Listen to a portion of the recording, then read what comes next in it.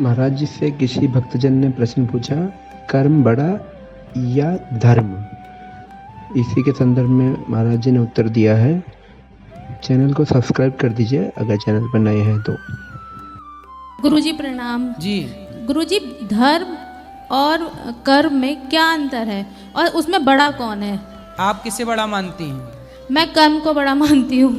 कर्म मतलब मेरा मतलब यह है कि हम पूजा करते रहें, माला जपते रहें और अपना कर्म छोड़े जो हमारे फ़र्ज़ हैं, तो वो मुझे अच्छा नहीं लगता। लेकिन सब कहते हैं कि माला जपो, तो उसमें मैं कंफ्यूज हूँ कि क्या करना चाहिए। अच्छा, कर्म बड़ा है आप मानती हो। खड़ी रहो। ये बताओ, कसाई गाय काटता है, बकरी काटता है, क्या कर रहा है वो? अपना कर्म कर रहा है। कर्म। तो फिर कर्म बड़ा है तो कसाई का गाय काटना भी बड़ा होगा आपके हिसाब से? नहीं। अच्छा, तो वो मुर्गी मारने वाला दुकान में बैठा खोला है, वो क्या कर रहा है? अपना कर्म कर रहा है। नहीं, तो हमारे सनातन धर्म में तो हम मानते ही नहीं ना, ऐसे काम करते ही नहीं।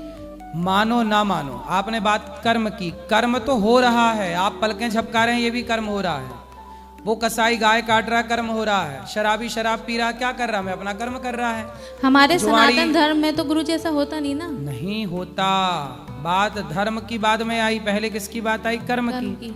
तो कर्म तो हो ही रहा है। शराब पीने वाला पानी पिए, पानी पीना भी कर्म है, नहीं है? और शराब पीना भी कर्म है, दूध पीना भी कर्म है। मैं आपको अच्छी बातें कह रहा हूँ, ये भी कर्म है। मैं आपको गाली देने लग जाऊं, ये भी तो कर्म ही होगा, क्योंकि कर्म हो ही रहा है। आपका दिल धड़क रहा है, क्या हो रहा? कर्म हो रहा उसका, वो अपना कर्म कर रहा है। उसी तरह इस संसार में जो हो रहा है सब कुछ कर्म हो रहा है। तो फिर कर्म यदि बड़ा है तो कसाई का गाय काटना भी बड़ा हो जाएगा, फिर गाली देना भी बड़ा हो जाएगा। फिर कर्म बड़ा है तो शराबी कहे मैं तो अपना कर्म कर रहा हूं भाई, शराब पी रहा हूं। फिर बलात्कारी कहे जी क्या कर रहा है? मैं तो अपना कर्म कर रहा हूं, बलात्कार कर रहा हूं। इसका मतलब कर्म बड़ा नहीं है। क्या बड़ा है? धर्म बड़ा। धर्म। धर्म से ही पता लगता है, धर्म ही वो कसौटी है जो ये बताती है कि ये कर्म करो और यह कर्म ना करो। आप अपने बच्चों को रोकती हो ना, ये मत कर, रोकती हो ना? हाँ या ना? हाँ। क्यों रोकती हो? सब कुछ करने दो ना। नहीं पता, मतलब हमारे अनुभव है कि ये चीज आपके लिए सही नहीं है, तो हम रोकते हैं। वही है धर्म। धर्म ही ये बताता है कि ये करो, ये मत करो, ये करो, ये मत करो, यहाँ जाओ, यहाँ मत जाओ, ये बोलो, ये मत बोलो, ये खाओ, ये मत खाओ। इसलिए धर्म की कसौटी से यदि कर्म किया जाएगा तो धर्म युक्त कर्म यदि है तब वह कर्म बड़ा है। यदि धर्म युक्त कर्म नहीं है तो वह कर्म नरकगामी होगा। रावण ने सीता माँ को चुराया, क्या किया उसने? कर्म किया, पर गलत कर्म किया। भाई गलत और सही तो बाद में लगाना, पर है तो कर्म। भाई आपने बोला है गलत काम, गलत कर्म है, पर गलत कर्म और सही कर्म है तो दोनों कर्म ही। वो तो गलत सही बाद में पता लगेगा, वो तो फिर बाद का विषय है, उसमें मंथन होगा कि भाई सही था कि गलत। अभी तो हो गया ना।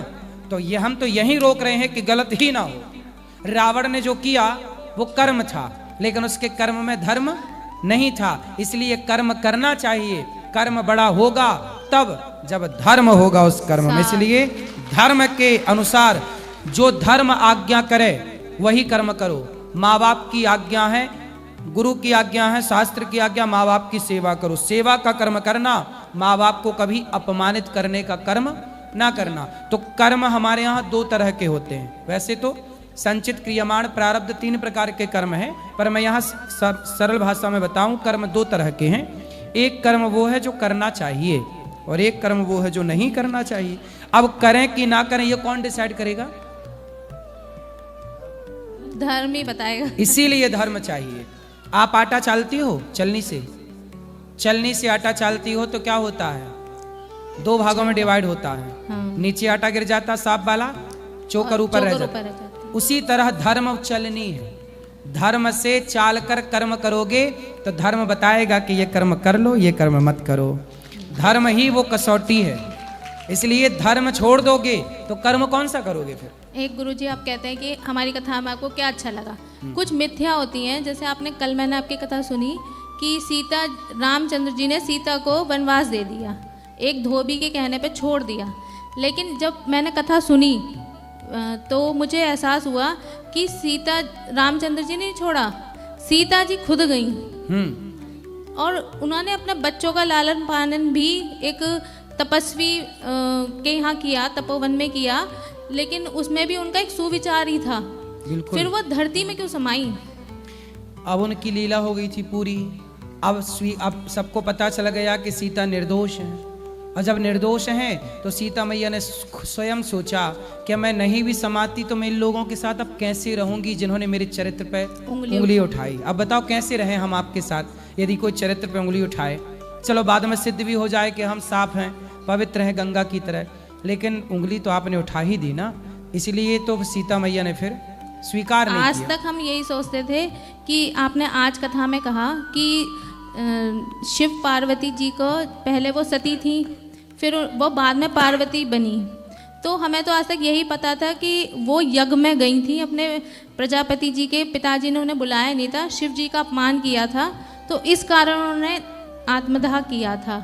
और आज आपने बताया कि उन्होंने उन्हें माँ के स्वरूप में देख लिया था, तो इसमें दोनों बातों में क्या सत्य? दोनों सत्य है ना। शंकर जी ने त्याग दिया सती जी को, अब हम तुम्हें पत्नी रूप में स्वीकार नहीं करेंगे, और उसी समय पिता ने यज्ञ किया तो यज्ञ में गई तो वहां शिव जी का कोई भाग ही नहीं था, तो माता सती पिता के घर पर पति का अपमान देखा तो उन्होंने अपने आप को योग अग्नि में जलाकर भस्म कर दिया।